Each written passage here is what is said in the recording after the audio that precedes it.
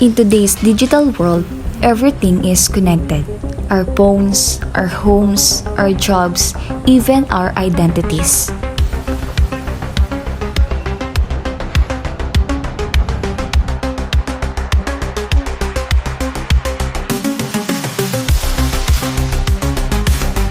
But with all this convenience comes a hidden threat. Cyber attacks are growing more common, more dangerous, and more sophisticated than ever before. And from stolen password to large-scale data leaks, cybercrime doesn't just target big corporations.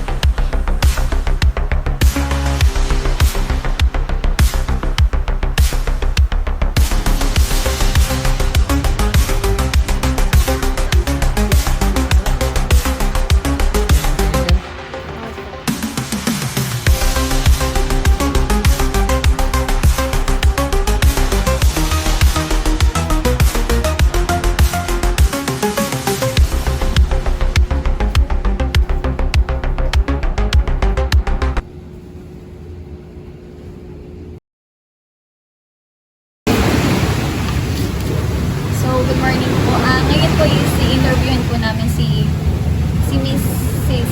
Elena Rito po. And meron lang po kami mga ilang katanungan po dito about po sa inyong dito po sa resort po. So ano po yung mga paraan na ginagawa niyo po sa resort po para po maprotektahan po niyo yung information po ng mga guests po?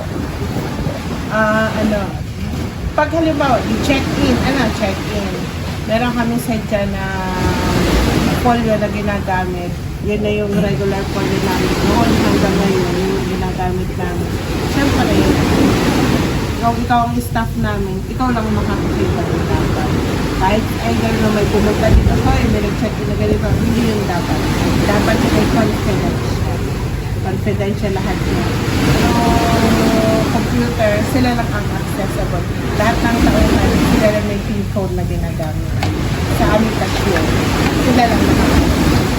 So, paano nyo nga po nasisiguro na ligtas po yung mga gamit nyo dito sa resort? Like yung mga booking system po, yung mga wifi, at yung mga smart devices? Yun nga, meron kami siyempre strong ng IT na. Siyempre, may kami doon sa IT namin. Siya lang. Kami lang nakakaalam. Bawat tauhan, merong kung sino mag-alabas ng link, hindi alam namin. Meron kami talaga standard. Paano niyo po tinuturuan yung mga staff po para po maiwasan po yung mga scam or yung mga naloko po sa email or sa internet po? Nagkakaroon naman kami ng training. At saka syempre, ngayon, mas madali na. Hindi mo na kailangan gawin isa-isa yung mga tauhan mo na ganito. Gawa ka lang ng group chat. Ilalagay mo yung may nag-message, ganito, ito, mga scam to. Ito, ganito. Doon pa lang, na nila, naiintindihan. Saka ngayon, madali mo namang ma-detect kung scam o hindi. Kaya, di ba, dito, marami kasi dito na ngayon ang Kalapan, sasabihin ko na Kalapan, meron kami organisasyon, Hotel and Resort Association. Yun ang tinatawag na HSAC. Doon nagbabatuhan kung anong mga nangyayari sa bawat isang restaurant. Kaya nalalaman na namin, nagiging alert na kami lahat. Additional question lang po, ma'am. Ano pong ginagawa ninyo agad kung malaman po ninyo na ang booking system at nakuha po ang information ng mga bisita? Hindi naman namin yan, siyempre may step dun.